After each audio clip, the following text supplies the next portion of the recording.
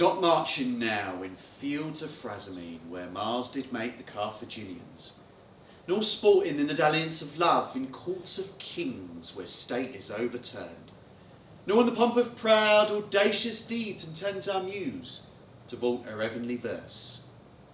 Only this, gentles, we must perform the form of Faustus' fortunes, good or bad. To patient judgments we appeal our applaud, and speak for Faustus in his infancy.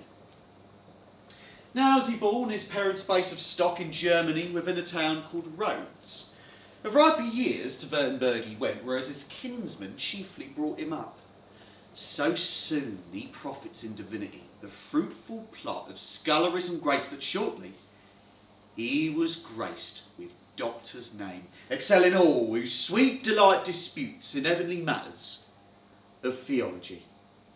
Till sworn with cunning of a self-conceit, his waxen wings did mount above his reach, and melting, heavens conspired his overthrow. For falling to a devilish exercise and glutted now with learning's golden gifts, he surfeits upon cursed necromancy. Nothing so sweet as magic is to him, which he prefers before his chiefest bliss, and this the man that in his study sits. Settle thy studies, Faustus, and begin to sound the depth of that thou wilt profess. Having commenced, be a divine in show, yet level at the end of every art, and live and die in Aristotle's works. Sweet analytics, 'tis thou hast ravished me. Is to dispute well logic's chiefest end? Affords this art no greater miracle? Then read no more, thou hast attained that end. Ah, be a physician, Faustus. Heap up gold, and be eternized for some wondrous cure. The end of physic is our body's health. Why, Faustus, hast thou not attained that end? Are not thy bills hung up as monuments, whereby whole cities have escaped the plague, and 1,000 desperate maladies been eased? Yet art thou still but Faustus, and a man.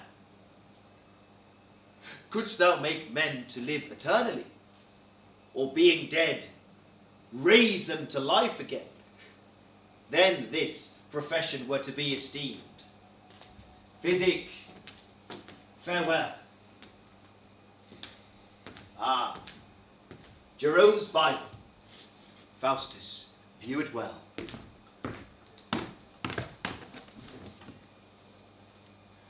The reward of sin is death. That's hard. If we say that we have no sin, we deceive ourselves, and there's no truth in us. Why then, belike, we must sin, and so, consequently, die. Aye, we must die an everlasting death. What will be, shall be. What kind of doctrine is this? Que sera, sera. Divinity, adieu. These metaphysics of magicians and necromantic books are heavenly. Oh, what a world of profit and delight, of power, of honour, of omnipotence is promised to the studious artisan. All things that move between the quiet poles shall be at my command. Emperors and dukes are but obeyed in their several provinces, nor can they raise the wind nor rend the clouds. But his dominion that exceeds in this stretcheth as far as doth the mind of man. A sound magician is a mighty god. Here, Faustus, tie thy brains to gain a deity. Wagner, commend me to my dearest friends, the Mages Valdis and Cornelius. Request them earnestly to visit me. I will, sir. Their conference will be a greater help to me than all my labours. Oh, Faustus, lay that damned book aside, and gaze not upon it, lest it tempt thy soul, and heap God's heavy wrath upon thy head. Read the scriptures, that is blasphemy. Go forward, Faustus, in that famous art wherein all nature's treasure is contained. Be thou on earth as God is in the sky, Lord and commander of these elements. How am I glutted with conceit of this?